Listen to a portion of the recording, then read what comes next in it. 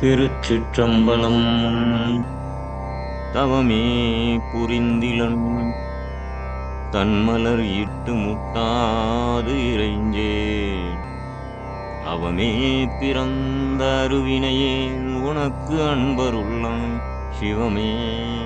பெருந்திரு எய்திற்றிலேன் உன் திருவடிக்காம். பவமே அருளு கண்டாய் அடியேற்கு எம் பரம்பரனே. பரந்து கொள்ளாய் மலர் இட்டு முட்டாது அடியே இறைஞ்சி. இறந்த எல்லாம் எமக்கே பெறலாம் என்னும் அன்பருள்ளம் கரந்து நில்லா கல்வனே.